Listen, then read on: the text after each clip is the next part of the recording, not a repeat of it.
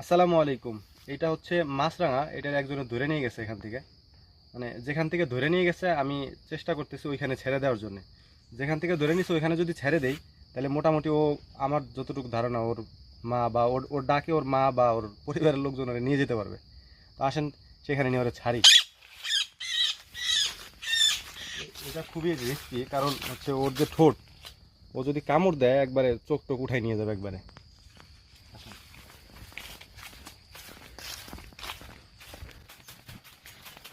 Powder আছে।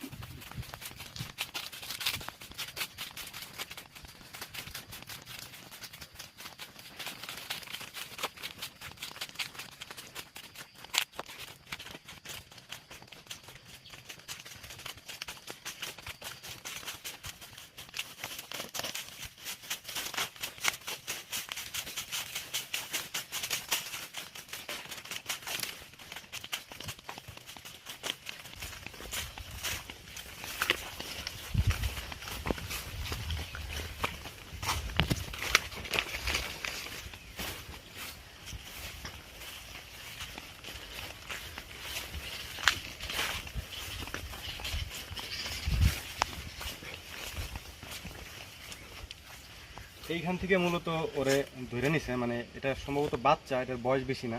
আর এখানে কয়েকটা এই যে ঠোকরের দাগ দেখা যাচ্ছে, হয়তো অন্য কোনো পাখিতে ঠোকরাইছে এটারে। তো হচ্ছে এইটা এখান থেকে যখন কেউ নিছে, যার কাছ থেকে আমি আনছি, আমার মনে হয় এটা হচ্ছে পুকুর। এটা বিশাল একটা পুকুর।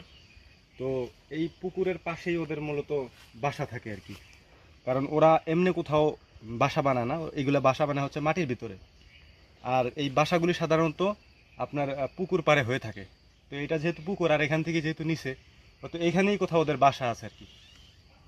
তো এইটারে একটা নির্দিষ্ট জায়গায় ছেড়ে দিব, যাতে মোটামুটি ও, ওর ডাকে ওর বাপ মা এসে ওরা নিয়ে যেতে পারে।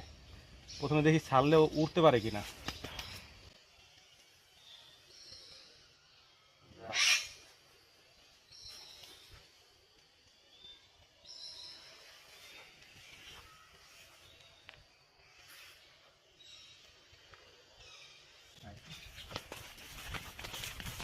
তুমি পিছে থাকো না।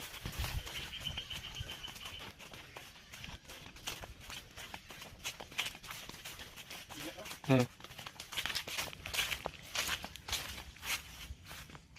যাই হোক, ও উইরা চলে আসছে। সব থেকে মানে মজার বিষয় হচ্ছে যে ও উঠতে পারে। আমার ধারণা ছিল যে সম্ভবত উঠতে পারে না, কিন্তু আমি ছাড়ার পরে দেখলাম যে উঠতে পারে। যেহেতু উঠতে পারে, অতএব কোনো সমস্যা নেই, ঠুকরায় খাইতেও পারবে। এখন যদি ওর বাপ মারে খুঁজে নাও পায়, তাও মোটামুটি ও বাইচে যেতে পারবে।